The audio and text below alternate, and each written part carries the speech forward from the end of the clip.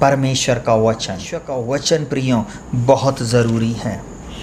सबसे बड़ा हथियार, हालेलुया, जब शत्रु हमारे विरुद्ध में खड़ा होता है, आप परमेश्वर के वचन को लेके खड़े हो जाएं। इफिसियों 6 उसके 17 में इस प्रकार से लिखा हुआ है, और उद्धार का टोप और आत्मा की तलवार जो परमेश्वर का वचन है ले लो। आज क्या नहीं ले रहे हैं कृष्ण मसीह लोग अधिकतर, वो है परमेश्वर का वचन। परमेश्वर के वचन से कोई लेना देना नहीं है। आप भी जो मुझे सुन रहे हैं, वचन को बार बार सुने, बार बार वचन को सुने। जब ये वचन आपके जीवन में काम करेगा। एक बात बोलूं, कई बार क्या होता है, लोग अरे मैसेज अच्छा नहीं लगा, थोड़ी सी लाइन सुने और फिर उसको सुनते नहीं हैं। ऐसा नहीं करे प्रियो, परमेश्वर के वचन को सुने।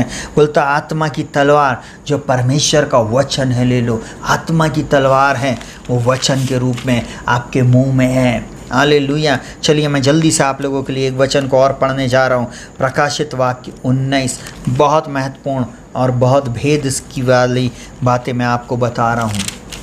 हालेलुया।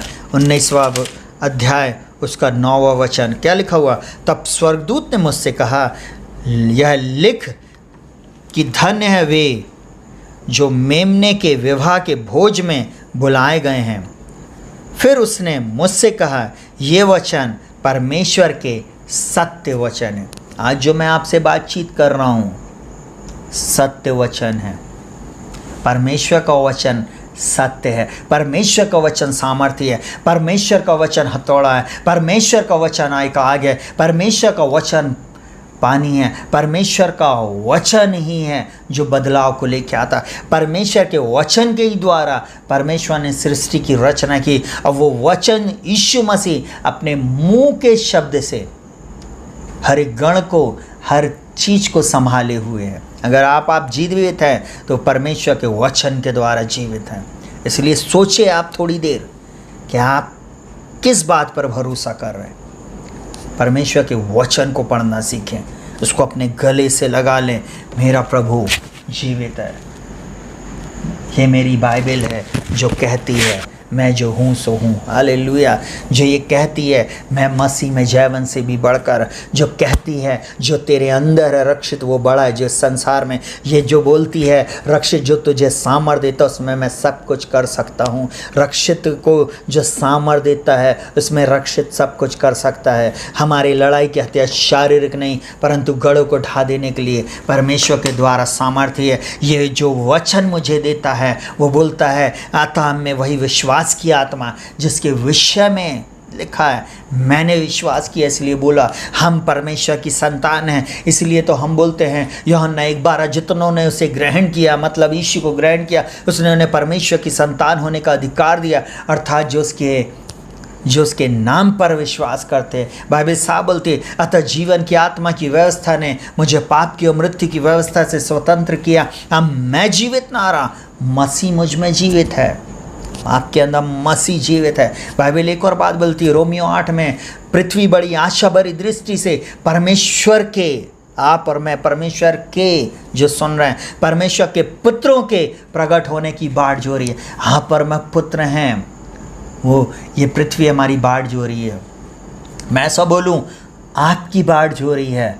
आप उद्धार को लेके आएंगे। उद्धार के संदेश को फैलाने के लिए आपको परमेश्वर ने चुना है। Hallelujah hallelujah.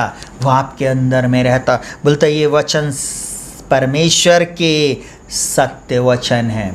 अगर कोई व्यक्ति के मन में 1% का भी डाउट है तो मैं ऐसा बोलूं, आप मेरे ऊपर डाउट कर सकते हैं पर परमेश्वर के वचन पे नहीं करना। जो मैं सुना रहा हूँ यह 100% सत्य वचन है, ये जीवित वचन है। इसी वचन के द्वारा मेरा और आपका न्याय होएगा। इसलिए मैं डंके की चोट पे बोलता हूँ वचन के अनुसार प्रार्थना करना सीखे, वचन पर चलना सीखे, वचन पर अपने घर को खड़ा कर लें, तब आप आशीष पाएंगे। और सुनिएगा एक और वचन जो उसमें लिखा हुआ जो बहुत महत्वपूर्ण वचन है, वह क्या बोलता है। वह लहू छिड़का हुआ वस्त्र पहने हैं और उसका नाम परमेश्वर का वचन है। यीशु मसीह ही लहू छिड़का हुआ वस्त्र पहना है। और उसका नाम है परमेश्वर का वचन। जब आप इस वचन को उठा लेते हैं ना, ये लहू छिड़का हुआ वचन है।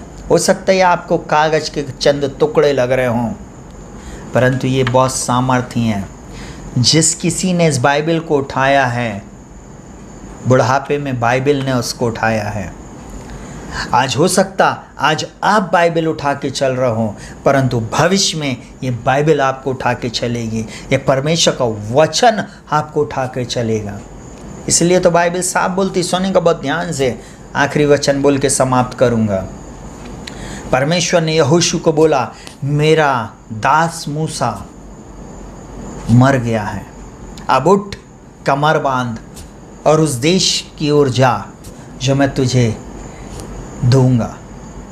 मैं तेरे साथ साथ रहूँगा, मैंने तुझे छोड़ूंगा ना त्यागूंगा। फिर बोलता है, सुनेगा बहुत ध्यान से, वहाँ पे बोलता है, मैं उस वचन के अनुसार तेरी अगुवाई करूँगा। हालेलुया।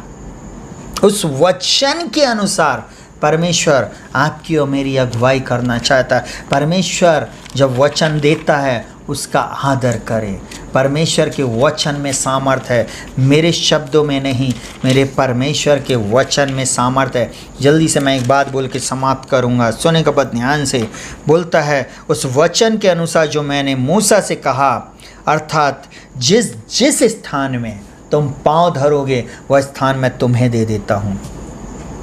वो वचन के साथ जब आप पैर रखेंगे, पास्टर, प्रचारक, भविष्यवक्ता लोग, प्रभु के दास और दासियों, प्रभु की सेवा करने वाले सेवकों, इवन यूट्यूब पर वीडियो डालने वाले प्रभु के दास और दासियों, आपके वचन को लोग सुनेंगे। आप जब जिस स्थान में भी जाएंगे, जिस किसी को भी आप बताएंगे, लोग आपकी सुनेंगे। वह स्थान परमेश्वर दे देगा। बोलता जिस स्थान में तुम पैर रखोगे वह स्थान मैं तुम्हें दे देता हूँ। Hallelujah, hallelujah. और क्या बोलता है, सुनिएगा बहुत ध्यान से। हालेलुया। परमेश्वर अपने वचन से बंधा हुआ है। जब आप वचन के अनुसार प्रार्थना करते, जब आप वचन के अनुसार बोलना शुरू करते हैं, वो वचन से बंधा हुआ परमेश्वर आपके लिए सब कुछ करता है। हालेलुया। इसलिए वचन के अनुसार आप काम शुरू कर दें। आप खड़े हो जाएं वचनों को लेकर, इन बातों को लेकर आप खड़े हो जाएं। आपका शत्रु आपके सामने से भाग जाएगा। हालेलुया। आपके शत्रु आपके सामने खड़ा ही नहीं रह सकता, मैं ऐसा बोलूं। हालेलुया। प्रभु आप लोगों को इन वचनों के अनुसार, इस शिक्षा के अनुसार जैसे जय और उन्नति से उन्नति में लेके जाए। आइए हम लोग प्रार्थना करेंगे।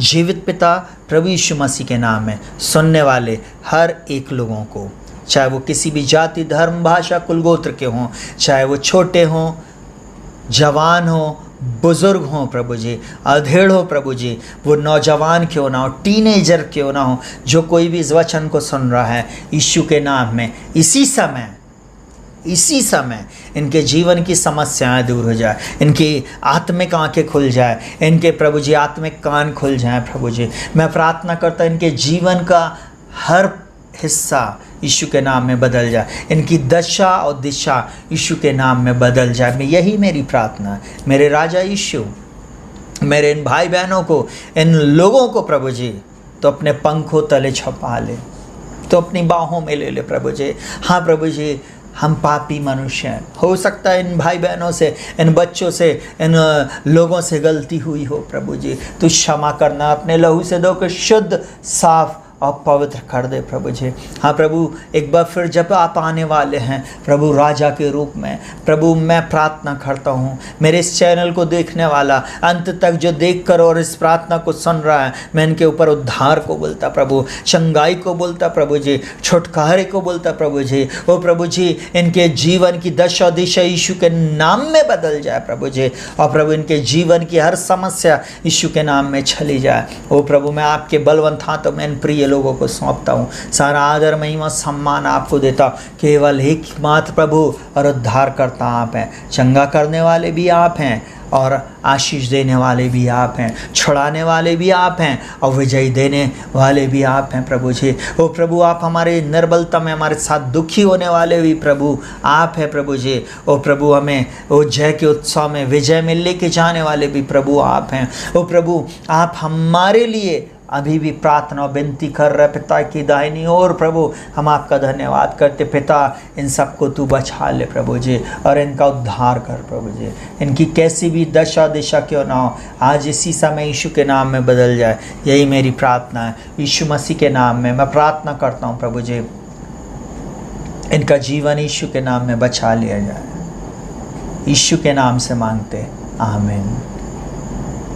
परमेश्वर पिता का प्रेम, यीशु मसीह का अनुग्रह, पवित्र आत्मा की सहभागिता और संगति यीशु मसीह के द्वितीय आगमन तक आप सबके साथ होती रहे। आमीन। हालेलुया।